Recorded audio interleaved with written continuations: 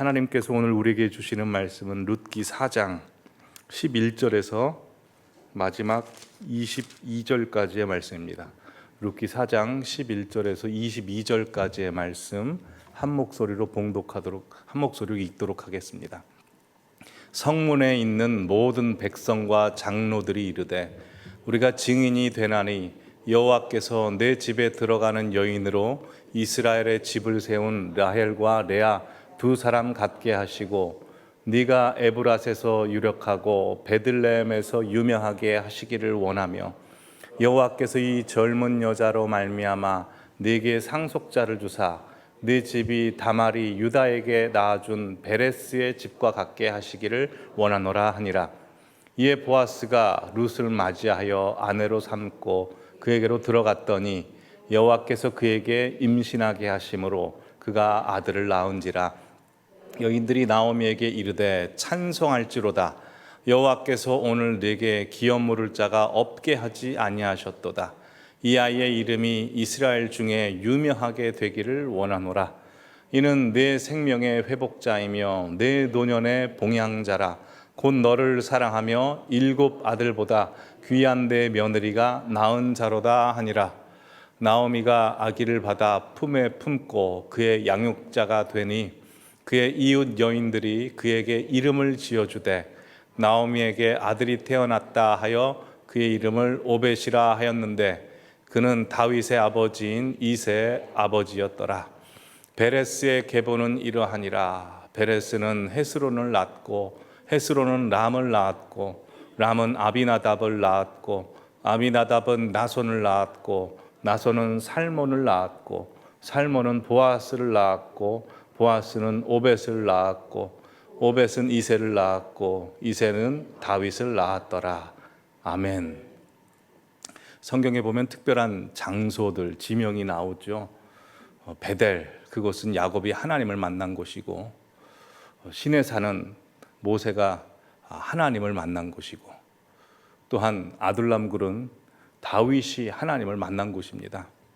네, 저쪽에서 예배를 준비하며 찬양할 때 원래는 볼링장이었던 이곳을 하나님께서 기쁜 소식 교회로 만들어 주셨는데 이곳이 하나님께서 임재하시는 베델이고 아둘람굴이고 호렙산입니다.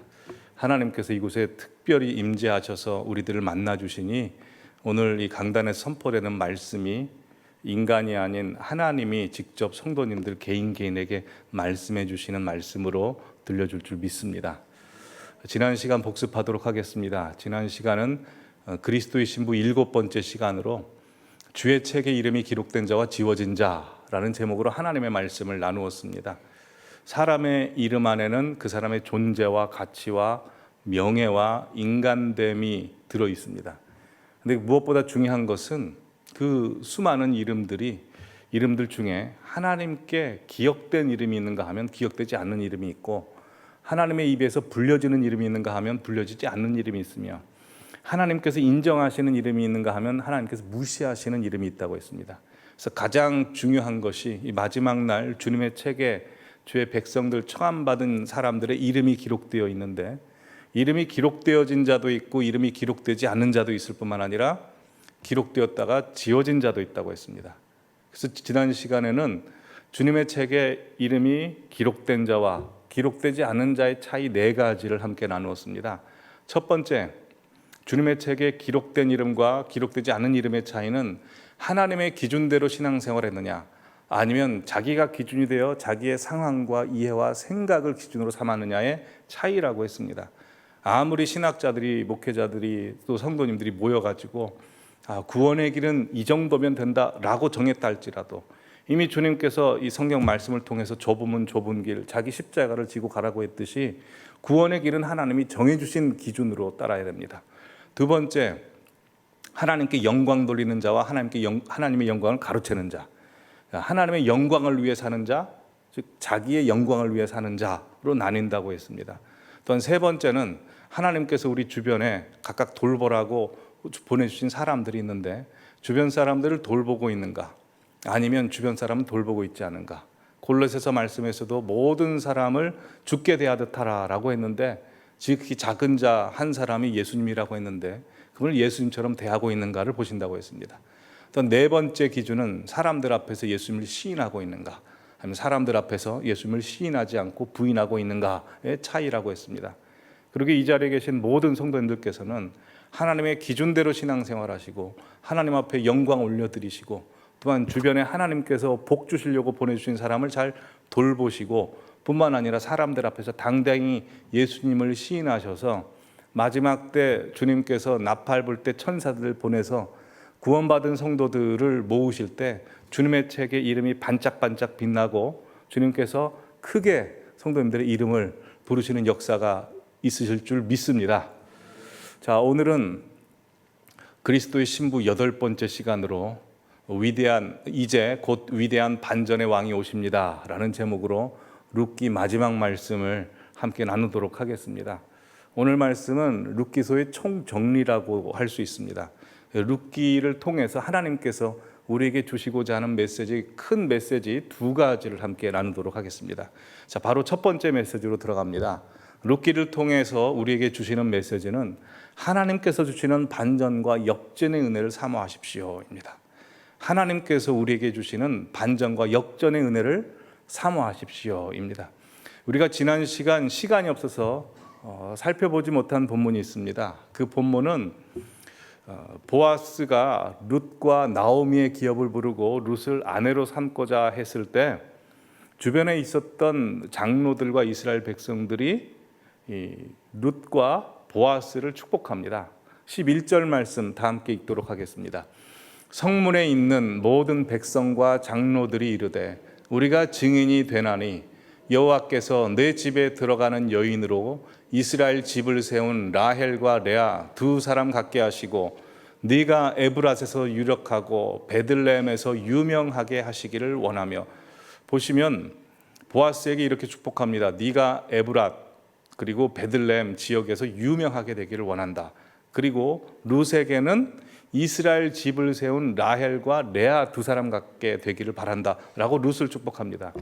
라헬과 레아는 다들 아시다시피 자매이며 야곱의 아내들이었죠. 둘은 야곱의 아내들로 서로 아들을 많이 낳는 경쟁이 벌어지게 되고 심지어는 그들의 여종 빌하와 실바까지도 그 경쟁에 같이 뛰어들게 되죠. 사람의 시선으로 볼 땐 좀 민망합니다.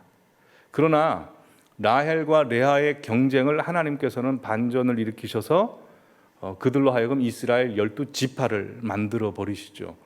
그러기에 지금 이 축복을 하고 있는 사람들은 라헬과 레아가 그들의 민족의 어머니입니다. 하나님께서 죄성을 가지고 시기하고 질투하는 인간을 민족의 어머니로 만드시는 반전입니다. 뿐만 아닙니다. 성경은 항상 이름의 순서가 중요합니다. 보시면 라헬과 레아 중에 누가 언니고 누가 동생입니까? 레아가 언니고 라헬이 동생인데 성경에서는 항상 우리도 그 자리 앉는 자리 순서가 중요하고 이름 나오는 순서 중요하지 않습니까? 성경도 그렇습니다. 레아가 먼저 나와야 되는데 라헬이 먼저 나옵니다. 이것은 반전의 은혜, 반전의 복을 이야기합니다. 12절에는 더 정확하게 이렇게 축복합니다. 우리 함께 읽어보실까요? 여호와께서 이 젊은 여자로 말미암아 내가 상속자를 주사 내 집이 다말이 유다에게 낳아준 베레스의 집과 같게 하시기를 원하노라.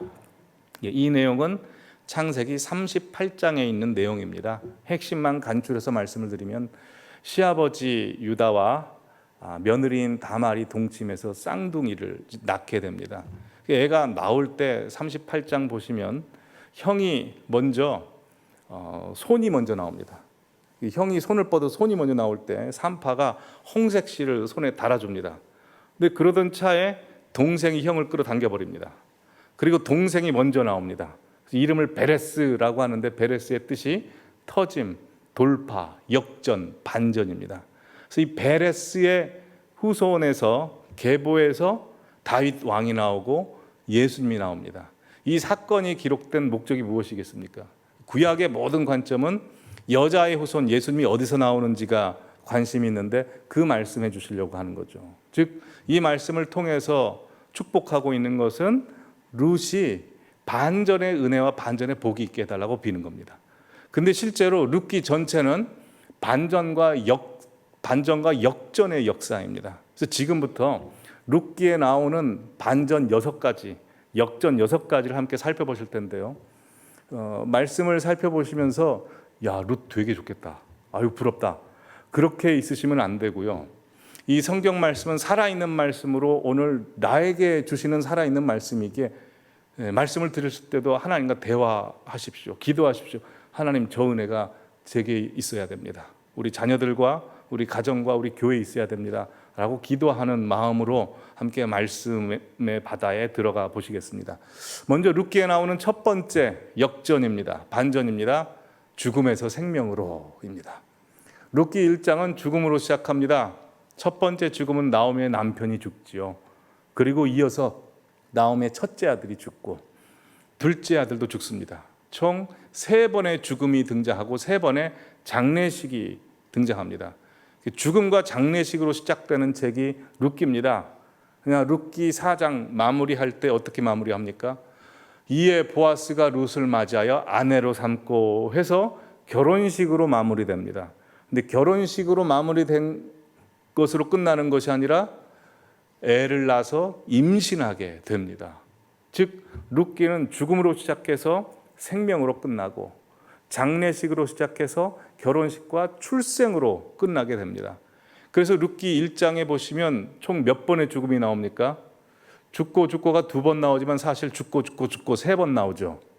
근데 룻기 4장 마지막 부분 보시면 족보로 끝나는데 족보 보여주십시오.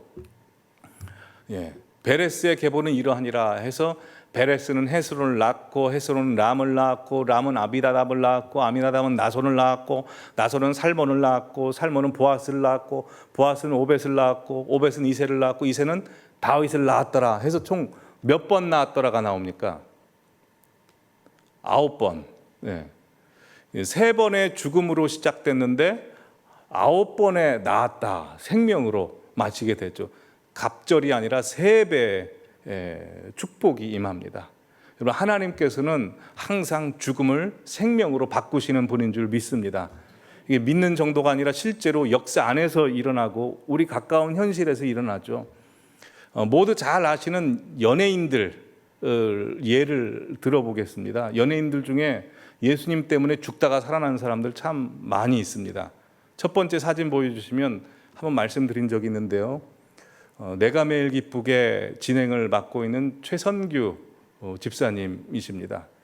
이분은 불교 집안에서 태어납니다. 그것도 사찰을 몇 개 세운 독실한 불교 집안에서 태어나서 대학 때 불교 동아리 회장을 맡습니다. 그리고 기독교인들을 핍박합니다. 절대 교회는 얼씬도 안 했던 집안이었습니다.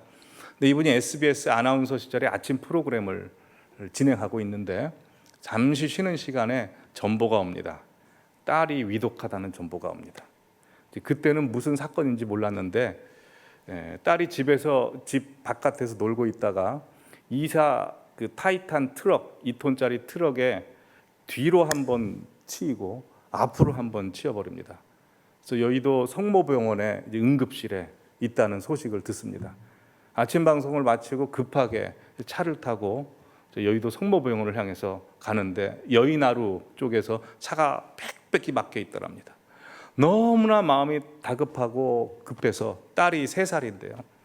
너무나 급해서 자기도 모르게 부르짖음이 나오는데 평생 불자 집안에서 살아온 사람이 예수님 살려주세요. 예수님 살려주세요. 예수님이 살려주시면 내 교회 나가겠다고 하나님 믿겠다고 그런 고백이 자기도 모르게 나오더랍니다. 그리고 응급실에 갔습니다. 갔는데 딸이 죽었습니다. 하얀 천에 딱 덮여져서 이미 죽어버렸는데 너무나 포기할 수가 없어서 그 딸을 부여잡고 펑펑 울었답니다. 병원 응급실에서 한 1시간을 그 차가운 몸뚱아리를 안고 펑펑 울었는데 1시간이 지나자 몸이 조금씩 뜨거워지기 시작하더랍니다. 그 뭐가 목에 막혀 있는 것 같아가지고 입을 벌려서 꺼내보니 핏덩어리가 빠져나오더랍니다. 그리고 이제 숨을 쉬게 된 거죠. 그래서 살아납니다. 근데 거기서 일이 끝난 게 아니고 그날 밤 이제 병원에서 보내게 되는데 생전 한 번도 연락하지 않았던 아마 고등학교 동창일 것입니다. 독실한 크리스찬인 그 전방 부대에 있는 군인이었던 친구에게서 연락이 옵니다. 갑자기 기도 중에 생각이 났다고 하면서, 그래서 이제 사고에 대한 소식을 알려주니까 그 친구가 와가지고 여러 가지 대화를 하고, 이건 하나님이 너를 부르신 것이다 해서 교회를 가게 된 거죠. 만약에 그냥 딸이 그냥 살아난 것으로 끝나버렸다면 그냥 지나쳤을 수도 있습니다. 자연적으로 벌어진 일이겠지라고. 하지만 친구가 그 밤에 연락이 와가지고 만나서, 그래서 그분이 교회에 나가게 되고 집안 전체가 교회에 나가게 되고 사찰을 세우던 집안이 하나님을 믿게 되고 기독교 방송을 인도하는 진행자가 됩니다. 지금도 수많은 교회에 가서 전도하고 간증합니다. 참 은혜스럽습니다. 하나님께서는 죽음을 생명으로 바꾸십니다. 뿐만 아닙니다. 다짐삼진 보여주시면 윤한기 목사님, 여러분이라는 노래를 작사 작곡하신 윤복희 권사님의 오빠 분이시죠. 이분도 가수 생활 하시다가 폐결핵 말기 시한부 선고를 받습니다. 죽는다고 했는데 그때 하나님 앞에 부르짖고 하나님께서 낫게 해주십니다. 그래서 살아나서 목회 활동을 하고 계시죠. 죽음에서 살아나십니다. 또 다음 사진 보여주시죠. 혹시 아십니까? 앨리스 쿠퍼. 헤비메탈 7, 80년대 그 락커였습니다. 히피 문화. 그래서 이 사람 알코올 중독자였고 마약 중독에 빠졌고 거의 보시다시피 사탄 숭배 하듯이 무대를 꾸몄던 사람입니다. 근데 이 사람이 어느 날 각혈을 합니다.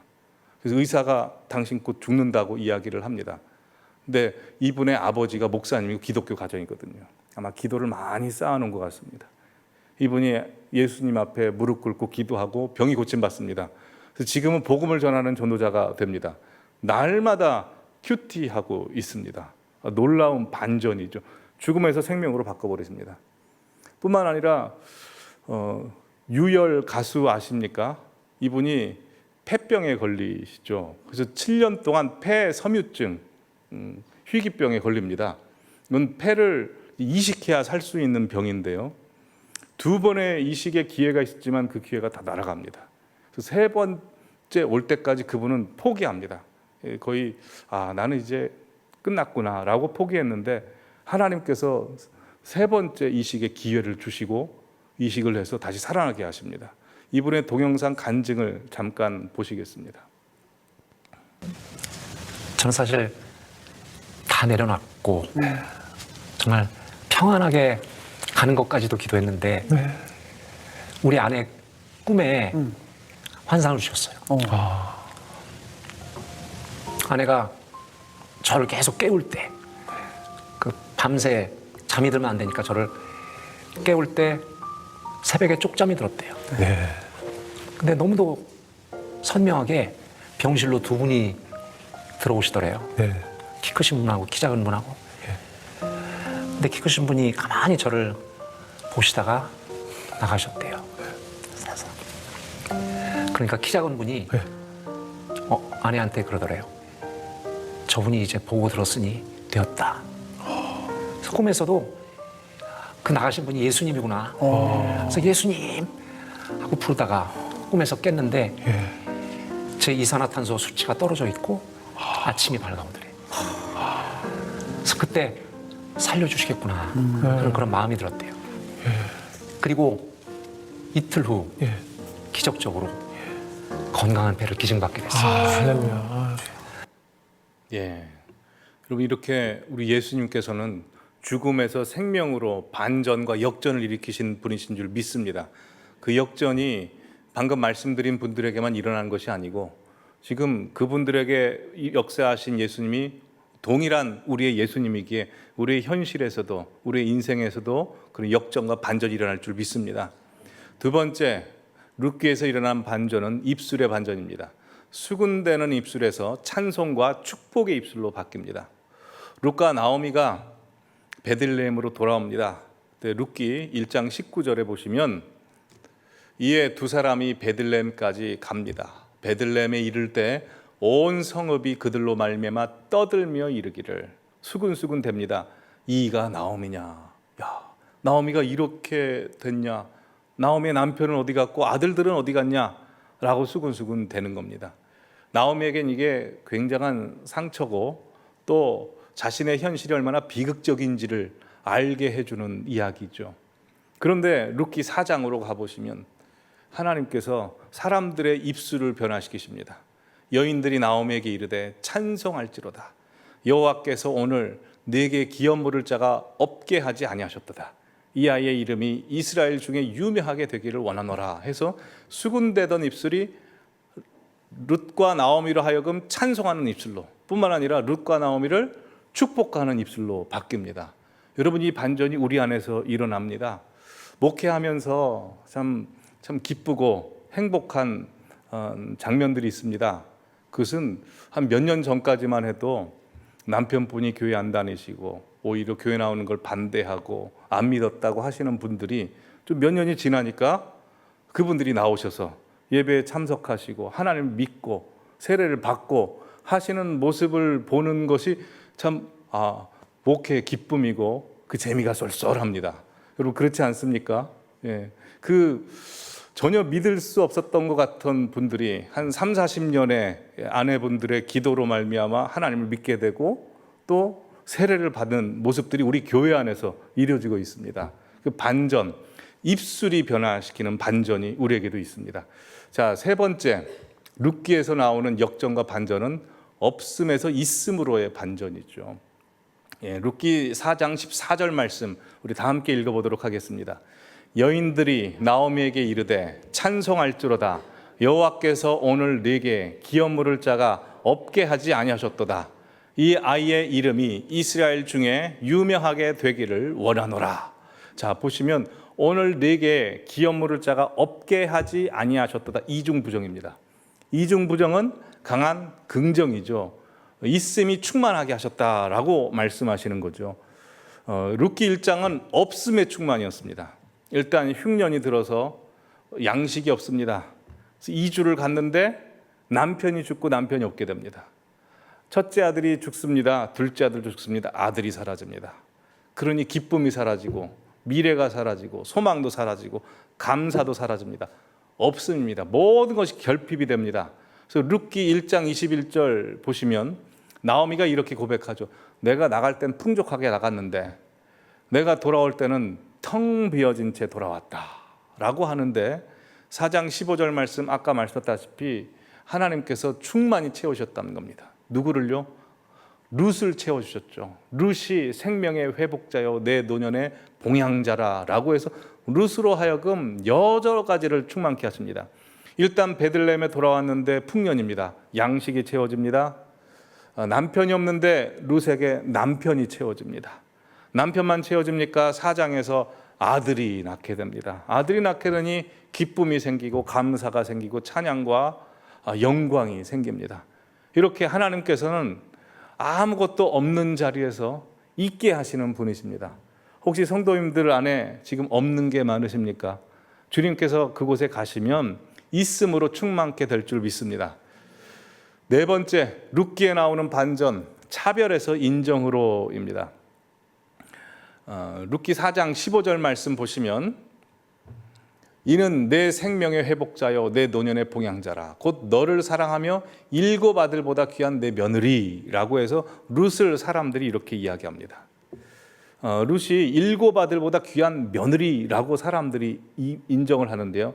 원래 룻기 초반에 나올 때 룻을 성경이 그리고 사람들이 뭐라고 부른 줄 아십니까? 룻기 1장 말씀 보시면 나오미가 모압 지방에서 그의 며느리 모압 여인 룻입니다. 룻을 소개할 때 모압 여인이라고 합니다. 또한 보아스의 밭에 갔을 때도 그 밭에 있었던 일꾼들이 이렇게 말합니다. 6절 하반절 보시면 이는 나오미와 함께 모압 지방에서 돌아온 모압 소녀다라고 합니다. 이 모압 여인, 모압 소녀다라는 말은 차별하는 말이고 낙인 찍는 말입니다. 신명기 23장 3절 말씀 보시면 모압 사람은 여호와의 총회에 들어오지 못한다.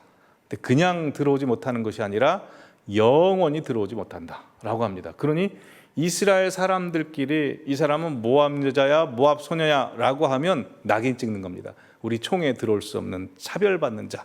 근데 4장 15절 다시 보시면 이 모압 여인 모압 소녀를 뭐라고 말합니까? 일곱 아들보다.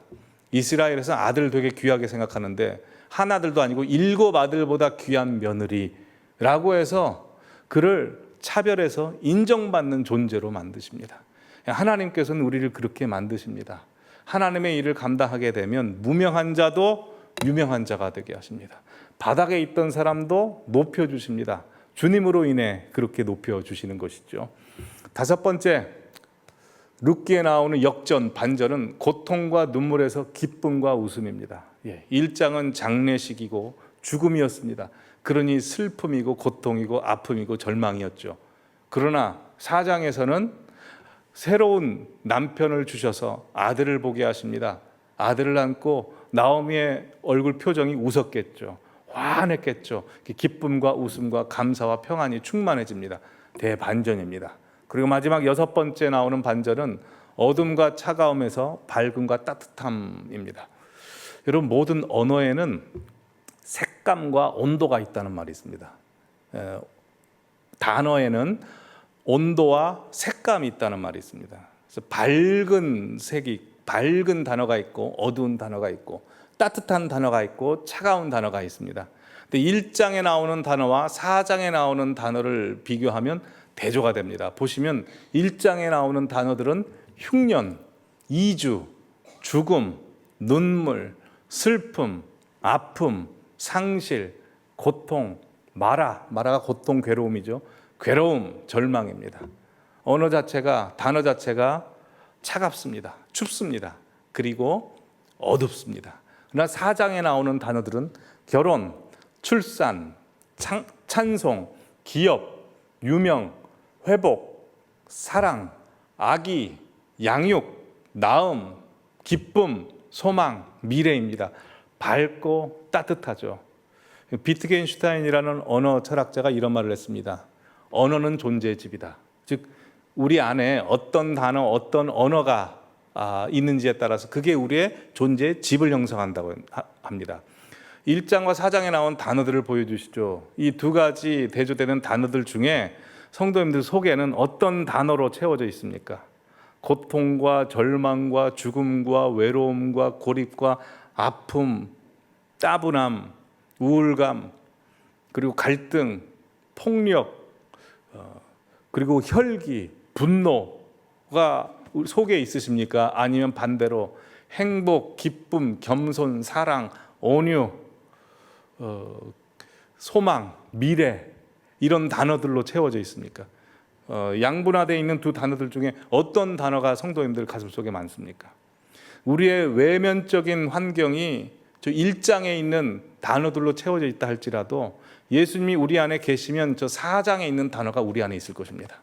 그리고 4장에 있는 단어가 1장에 있는 우리 외면적인 단어들을 다 집어삼키고 압도하고 정복하고 다스리게 될 줄 믿습니다. 누구로 인해서요?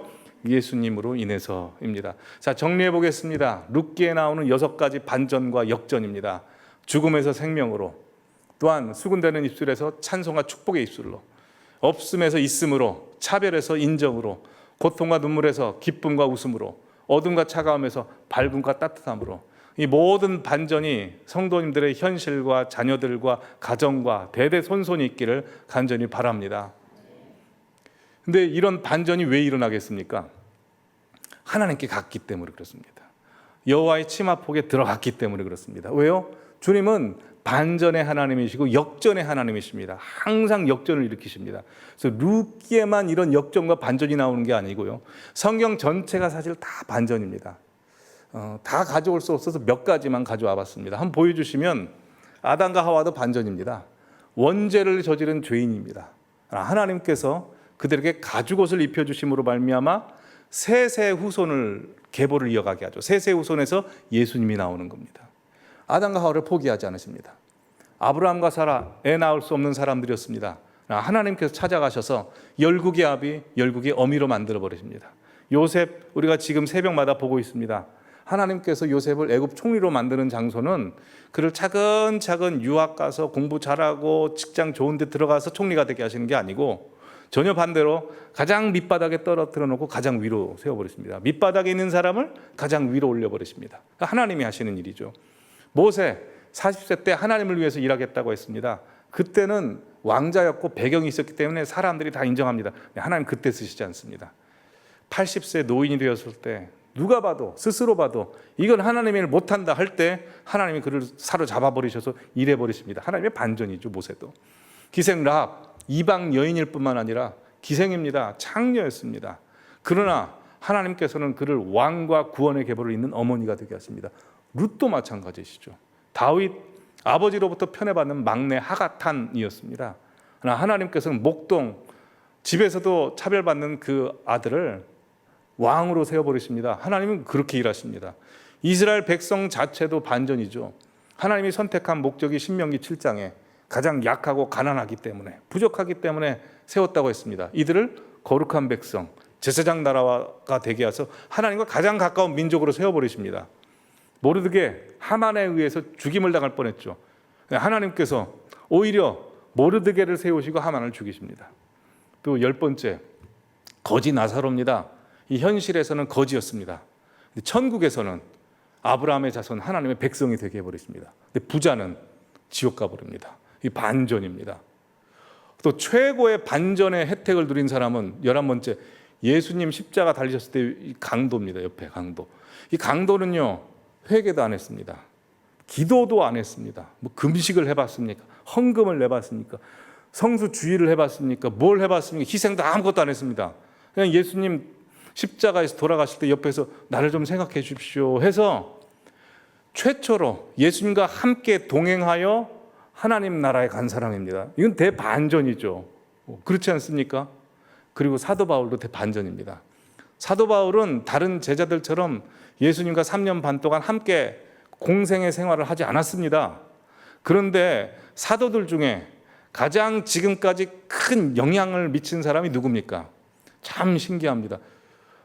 만약 사람이라면 수제자인 베드로나 아니면 예수님 친동생인 야고보나 뭐 이런 사람들을 통해서 더 기독교를 확산시키셨을 텐데 주님은 그렇게 하시지 않습니다.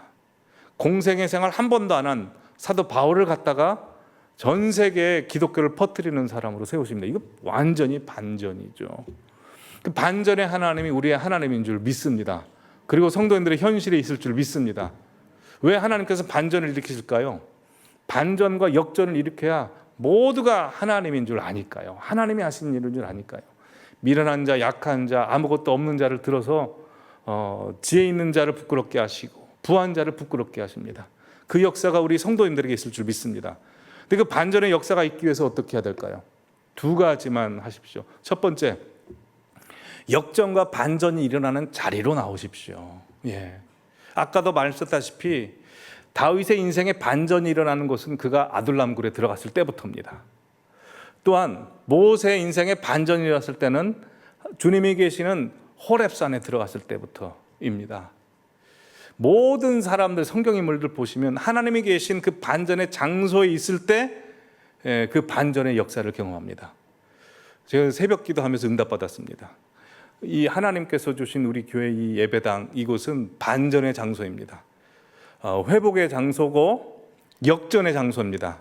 실제로 성도님들의 인생 가운데서도 이곳에서 기도하시면 반전과 회복과 역전의 역사가 있을 줄 믿습니다. 이 자리를 소중히 지키시고 역전의 경험들을 하시기 바랍니다. 예. 두 번째로 역전과 반전이 일어날 때까지 기다리셔야 됩니다. 역전과 반전이 한 번에 일어나는 게 아닙니다. 항상 하나님께서는 임계점을 정해 놓으십니다. 쌓이고 쌓이고 쌓여서 역전과 반전의 인생을 계속 살아나가십시오. 그러면 하나님께서 역사하십니다. 그래서 처음부터 일이 이루어지지 않았다 이게 중요한 게 아니고 나중까지 끝까지 버티는 게 중요합니다.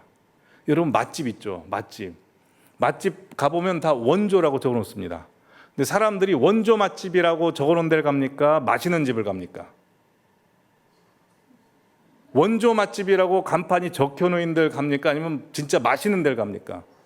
아무리 원조 맛집이라고 해봤자 소용없습니다. 진짜 맛있는 데를 가죠. 맛있는 걸 계속해서 유지하고 성실하게 하는 곳을 갑니다. 여러분 보십시오. 백열전구를 누가 발명했습니까? 우린 에디슨이라고 알고 있죠. 근데 에디슨이 아니고 조셉 스완이라는 사람이랍니다. 그 사람이 처음 발명했습니다. 근데 우리는 에디슨으로 알고 있습니다. 왜 그렇습니까? 조셉 스완이라는 사람은 좀 만들다 말았습니다. 처음 만든 사람일 뿐입니다. 근데 에디슨은 그걸 부여잡고 실용 가능하도록 만들어서 보급해 버렸습니다. 그래서 모든 사람이 에디슨의 이름만 기억하죠. 마찬가지입니다. 처음 된 자가 중요한 게 아니고 나중까지 끝까지 주님 붙드시는 겁니다.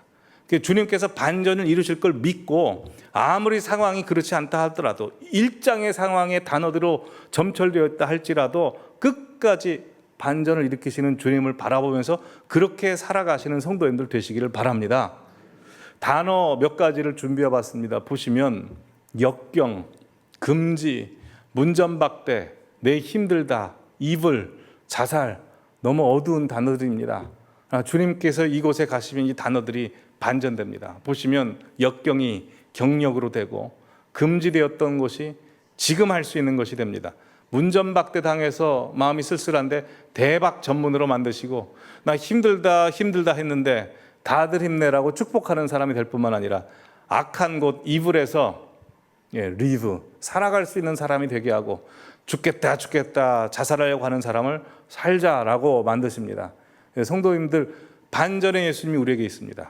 그러니 아무리 눈에 보기에 어렵고 힘들고 괴롭고 고통이 있다 할지라도 반전의 하나님 앞에 그냥 다 맡겨버리십시오. 가만히 계시고 그냥 기뻐하시고 찬송만 하시기 바랍니다. 너희는 모든 것을 나에게 맡겨라. 너희 모든 집을 나에게 맡겨라. 내가 맡는다라고 주님께서 말씀하셨습니다. 주님께서 우리에게 명령하시는 것은 그냥 가만히 좀 있어라 하시지 않습니까? 나만 바라봐라고 하듯이 주님 바라보면서 찬송과 영광과 존귀 올려드리시는, 그래서 주님이 이루시는 반전의 주인공들이 되시기를 간절히 바랍니다. 두 번째, 룻기를 통해서 우리에게 주시는 중요한 메시지, 이제 곧 반전의 왕이 오시니 준비하십시오. 이제 곧 반전의 왕이 오시니 준비하십시오입니다. 자, 룻기 4장 18절에서 22절 마지막 룻기는 이렇게 마칩니다. 베레스의 계보는 이러하니라. 족보인데요. 쭉 족보 마지막이 누구로 끝납니까? 다윗입니다. 이거 의도적입니다. 그래서 히브리 성경을 보시면 맨 마지막이 그냥 데이비드, 다윗으로 끝납니다. 즉 다윗은 왕입니다. 왕이 오고 있는 겁니다. 이 중요합니다. 왜냐하면 룻기는 사사기 시대입니다. 사사기 시대는 다들 아시다시피 왕이 없었으므로 각자 소견에 옳은 대로 행하였더라 이죠. 각자 소견에 옳은 대로 행해서 어떻게 돼버립니까? 각자 소견에 옳은 대로 행하다 망하는 겁니다.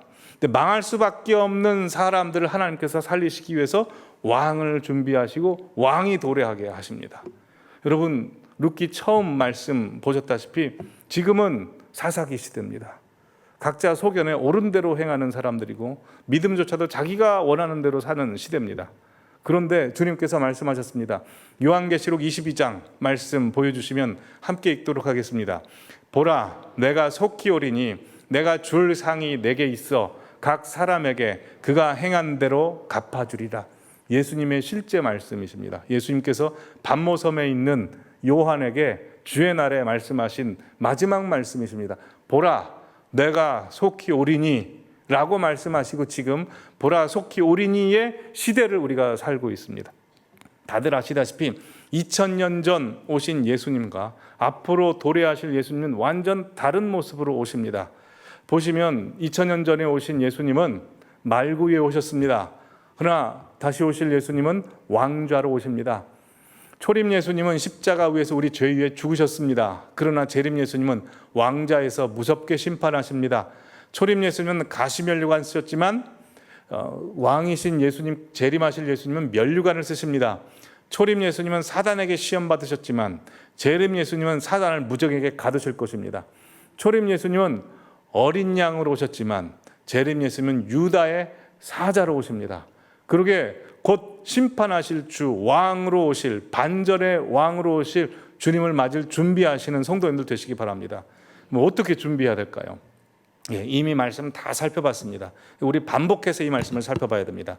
베드로서 3장 11절 말씀 보여주시면 10절에 주의 날이 도둑같이 온답니다. 그날에는 하늘이 큰 소리로 떠나가고 물질이 뜨거운 불에 풀어지고 땅과 그 중에 있는 모든 것이 결국 드러나게 되는데 이 모든 것이 이렇게 풀어질 것이다 라고 하면서 이렇게 우리에게 권고합니다. 너희가 어떠한 사람이 되어야 마땅하냐 라고 합니다. 중요합니다. 시한부 종말론자들은 주님 오실 때를 준비하기 위해서 일단 재산을 다 헌납하라고 합니다. 다 바치고 어디 저 조용한 섬이나 가서 준비해야 된다라고 하죠. 어느 장소에 가서 뭘 드려야 될 걸 준비해야 된다고 하지만 주님께서 그렇게 말씀하시지 않습니다. 보면 다시 보시면 어떠한 사람이 그 전 말씀으로요. 어떠한 사람이 되어야 마땅하냐? 사람 준비하랍니다. 나를 준비하라라고 말씀하십니다. 나 자신을 준비하시기 바랍니다. 어떻게 준비해야 될까요? 보시면 거룩한 행실이 먼저 나옵니다. 경건의 모양을 준비하라는 겁니다. 경건의 모양도 있어야 됩니다. 그리고 경건함으로 경건의 능력도 있어야 됩니다. 뿐만 아니라 12절 하나님의 날이 임하기를 바라보고 간절히 사모하시기 바랍니다. 여러분 주님이 재림하시기를 간절히 사모하시는 분들 계십니까? 주님이 주시는 마음입니다. 근데 분간해야 됩니다. 인생이 너무 괴로워가지고 주님 빨리 오세요 라고 하는 것은 좀 분별하시기 바랍니다. 최근에 정말 인생이 안 풀리는 어떤 목사님을 만났습니다. 그래서 막 현실 어두운 걸 다 말씀을 하시더라고요. 그러면서 주님 빨리 재림하셨으면 좋겠다라고 하시는데 그런 생각이 들었습니다. 주님 재림하실 때 준비는 되었는가? 재림하셨을 때 주님 맞이할 준비가 돼야죠. 거룩한 행실, 경건의 능력, 하나님의 날이 임하기를 바라보고 사모해야 됩니다. 뿐만 아닙니다. 13절 약속하신 새하늘과 새 땅을 바라보랍니다. 여러분 지금 헌 땅, 우리가 지금 헌 땅에 살고 있는데요. 헌 땅 바라보며 살고 있습니까? 새하늘과 새 땅 바라보며 살고 있습니까? 새하늘과 새 땅을 항상 바라보며 살아가시기 바랍니다. 또한 14절 보시면 점도 없고 흠도 없고 평강 가운데서 주님 앞에 우리가 나타나기를 바라신답니다. 여러분 주님이 재림하시는 것을 성경에서는 혼인잔치로 비유하죠. 신랑 되신 예수님을 신부인 우리가 맞이하는 겁니다. 여러분 결혼은 누가 합니까? 결혼은 다 큰 성인들이 하는 겁니다. 어린아이들은 결혼하면 안 됩니다. 그렇지 않습니까? 예수님은 20, 30대신데 그의 신부인 우리가 3살짜리 꼬마라고 하면 이게 말이 안 되죠. 그렇지 않습니까? 그러게 우리에게 이 땅에 살면서 주님께서 원하시는 것이 무엇입니까? 영적으로 커나가야 됩니다. 성장하시고 강해지셔야 됩니다. 그리고 깨끗해지시는 것입니다. 그렇게 준비하시는 성도님들 되시기 바랍니다. 행복한 위선자라는 책이 있습니다. 맥스 비어덤이라는 사람이 있었는데 이 책 내용 다들 아실 겁니다. 이 책의 주인공이 로드 조지 헬이라는 이름의 주인공이 나옵니다. 조지 헬입니다. 헬, 지옥. 그래서 이 사람이 굉장히 성격도 나쁘고요, 포악한 사람입니다.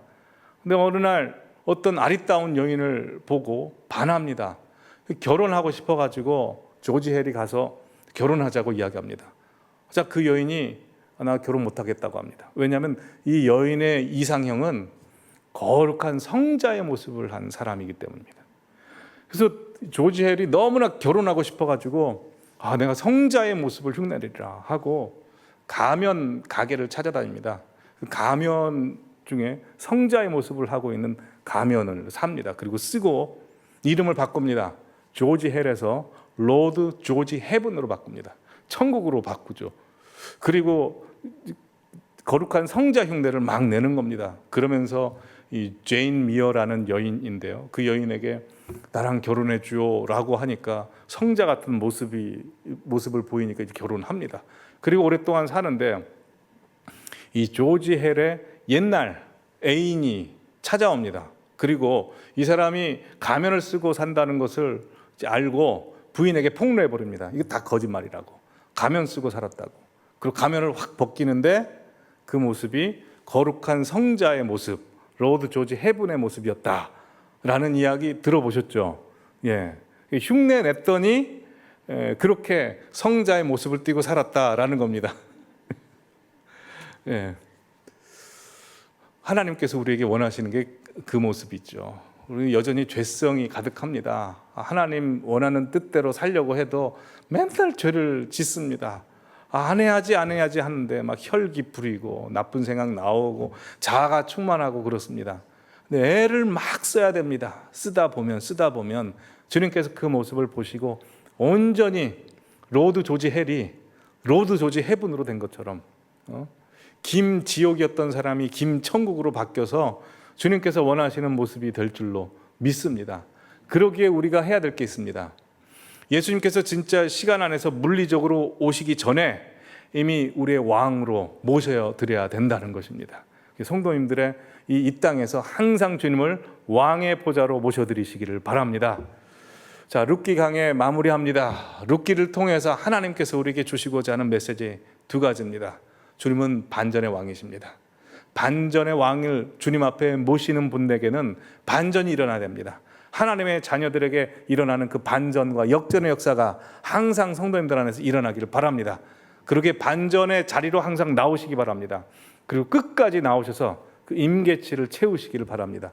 두 번째로 진짜 반전의 왕이 오시니 그분 맞이할 준비를 주님이 원하시는 뜻대로 하셔서 하나님께서 보실 때 참 아름답고 어여쁜 신부의 모습으로 주님께서 정말 만나고 싶다, 너무 좋다라고 주님의 기쁨과 사랑이 되시는 우리 모든 성도님들 되시기를 간절히 기원하고 축복하고 원합니다.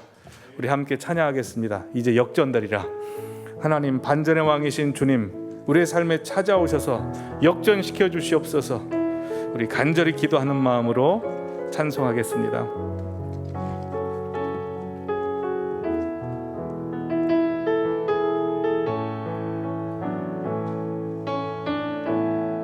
기도를 멈추지 마라. 눈앞의 상황이 마음을 눌러도 원망치 마라. 너의 입을 지켜라. 저들은 널 복을 보고 있다. 마음을 뺏기지 마라. 내가 널 도우지 않는단 소리에 너의 모든 게 불리해도 너는 기도를 계속해라. 너 기도를 멈추지 마라. 내가 너의 그 모든 상황을 바로 역전시키리니 너 기도를 멈추지 마라. 내가 잠시도 쉬지 않고 모든 걸 지켜보고 있으니 바로 역전되리라. 기도를 멈추지 마라. 기도를 멈추지 마라. 눈앞의 상황이 마음을 눌러도 원망치 마라. 너의 입을 지켜라. 저들은 너의 입을 보고 있다. 마음을 뺏기지 마라.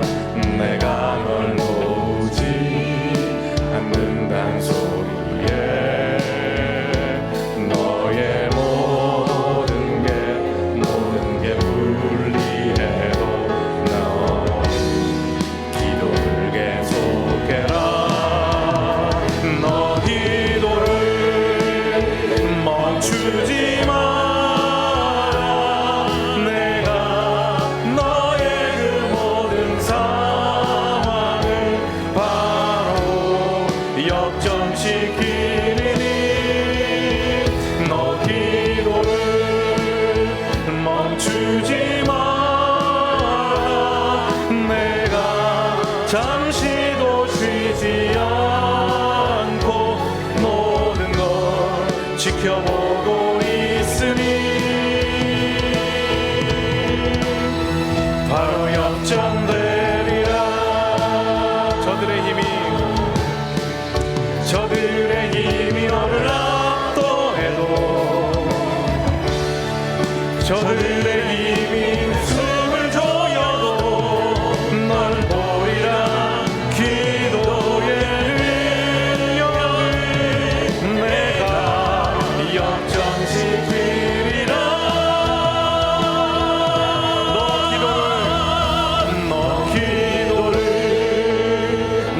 멈추지